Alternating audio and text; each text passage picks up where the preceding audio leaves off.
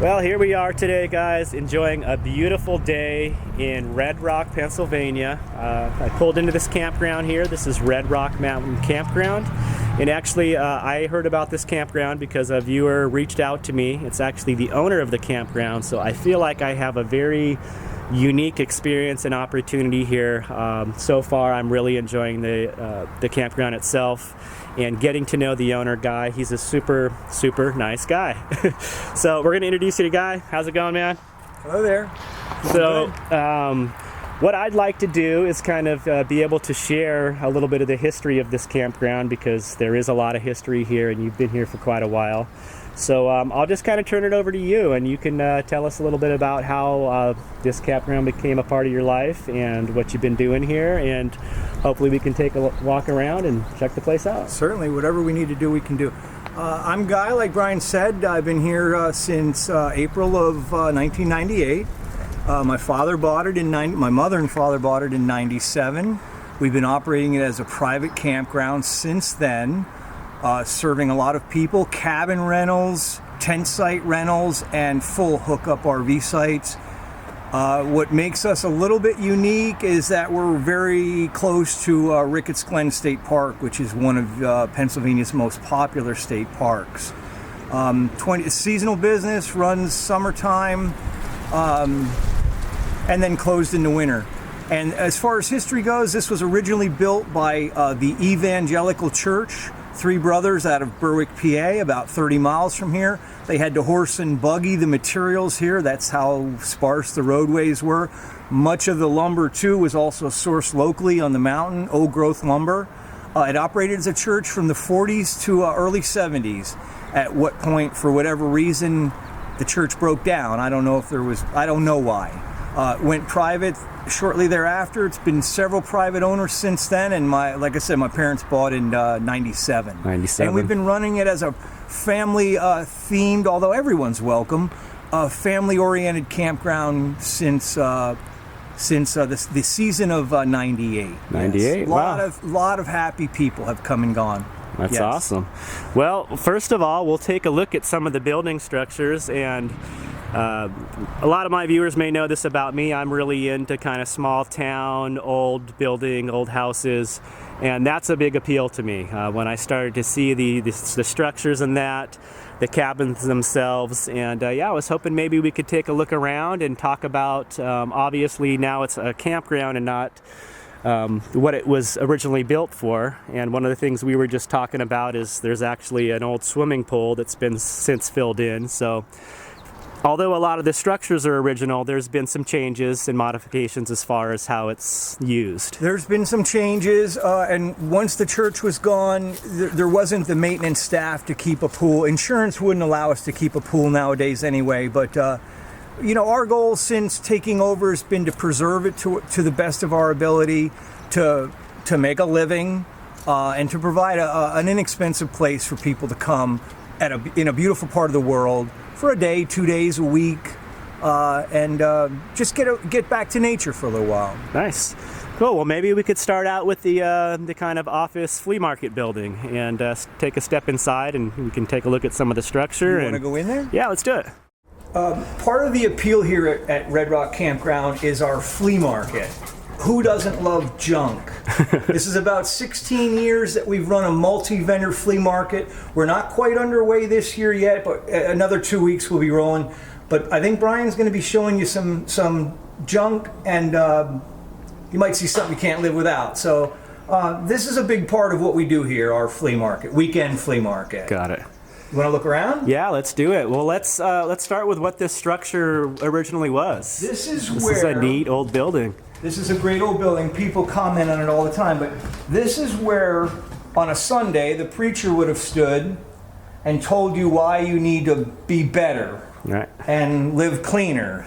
And he would preach. This was the tabernacle when the church was running. This, they'd sit out there, the pews would run. I imagine this could fit, 250 people probably without too much trouble. It's a big building. And it's just a neat old structure, construction that is no longer used, wide plank ceiling. People love the architectural element of this building. It's very popular with people. It's neat. And now, like I said, we try to sell junk. So like you said, it's multi-vendor, so not necessarily, well, for the most part, all this stuff doesn't belong to you. You've got other vendors that come in and they store their stuff here. They come in on the weekend. That is correct. It's commonly referred to as a multi-vendor flea market in this kind of a business. And they have a blast. You know, everybody thinks they're a Sam Walton, you know, at heart. You know, everybody wants to be a businessman, and this gives people an opportunity to go yard sailing or flea marketing. You know, who hasn't bought and sold things in an attempt to make a profit? It happens. I mean, we're all entrepreneurial at heart, each one of us. And this is just, you know, you've been to flea markets. This is our example. This is our idea of a flea market. That's awesome. I love it. I love that it's indoors and very cool building. So this is Guy's dog here. This is Abigail. She's a pointer. She's a complete sweetheart. You're wet. What were you in? She went down to the creek. Ah, you've been in the creek. It's too hot. And guess what? That's where the ball is. All right, so we're up in the area here where the cabins are, and I'll let Guy take over and kind of tell you about how many cabins they have and the history of them, and they're really pretty neat little cabins. We're going to show you an example of a non-kitchen cabin. A non-kitchen is a place to sleep, and there's always a shower and a toilet. There's just no cooking facilities. Cabins are always going to have an outside fire ring and a picnic table, but this is a good example of a non-kitchen to where you'd have room for up to 4 people, usually kids involved. Now there is a warning. I'm not in business yet this year, and we're going to be showing you a cabin that hasn't been prepared for business this year yet. This is pre-season. Pre-season. Yeah. And Brian thought it was important for me to let you know that it's mostly original from the 40s. I mean, the paneling is going to be still 40s. The beds aren't from the 40s, but it's a rustic, sparse environment, and either you love that or you don't love that. Right. I mean, that's up to the individual. Take it or leave it. We'll give you an example, and I'll let Brian lead the way in there and do things how he wants to do things. Now, right away, you totally feel that, you know, obviously the curtains aren't original, but that old style paneling just says 40s for sure. It's great. So just a little front bedroom area. Got a little heater. And then a little bunk area in the back with a bathroom and shower. How about that old school tile, the yellow pastel? That's great. So even like the windows and window framing is original? It's all original. Wow, that's cool. These old crank out windows. Yep, the windows are actually something that are a problem in that, as they go bad, you just can't get parts for that. You need to concentrate on maybe upgrading. But so far, we've been pretty good. Right. And, people like it to be kept. There's a lot of reasons to keep things original. Cost, obviously, functionality, but just the feel, the vibe. Right. Anybody can get new anytime they want. Yeah. And that might eventually happen here, but as long as we're working, we're going to keep it the way we're keeping it. This is all original. It's awesome. I love it, personally. I'd stay in one of these cabins. All right, you ready for me in there? This is an example of a kitchen. Again, I feel terrible because I'm just not ready. Right. But this is what we call our white cabin. This sleeps up to 7 people. They love it. Like it or not, there's satellite television, there's full cooking facilities, full bath, shower, 2 different bedding areas. It's a very popular cabin. Nice. Especially when it's ready for people. And again, this is all original, right? Ceiling? No, I remodeled this. Okay, so this one is remodeled on the inside. Yeah, the exterior's all original, okay, yes. Got it. Well, I mean, even that wood planking might have been put on later on. But. Right. Yeah, got a nice, decent-sized full kitchen. Yep.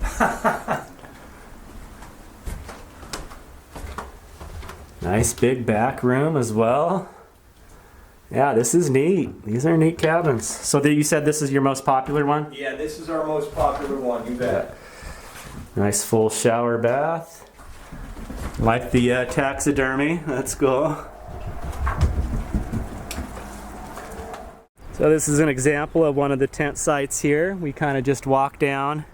And there's this big open space, and there's some sites. There's one up here, This one's here has got a nice big tree next to it, so you've got some shade. There is a fire ring over there. And then you were saying if you walk up into the hills here, that's like the ultra primitive that Yeah, up that grade. Yeah. Very nice. The walk-in area we refer to it as. So now if you were tent camping down in, like, say this spot, you could drive your vehicle here. Park your car right here. Okay.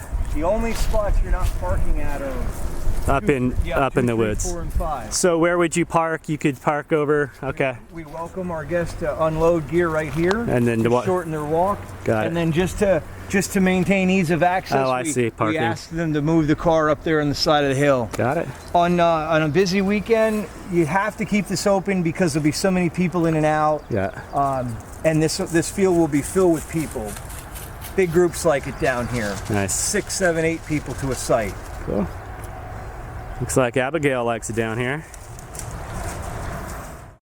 Well, that pretty much wraps up a tour of the campground, Guy. I really appreciate not only you having me, and it's been a pleasure to get to know you. I'm probably going to spend a good few days here, so it's been great getting to know Guy, and you got a very unique place here. Anything else you want to add? It's been an honor and a privilege having Brian here. All of Brian's viewers can eat your heart out. He's been with me. He doesn't even want you to know how long he's been with me. But if you're looking for a family-friendly, pet-friendly place, low cost, low frills to camp this summer, come and see us. I'll treat you well. Nice. Appreciate it, Guy. Thank you, Brian. Again, yep, thank you. Once again, it's right near Brickett's Glen State Park, so a great base camp to go explore the state park. And just a really unique, pleasant experience. Thank you. Thank you.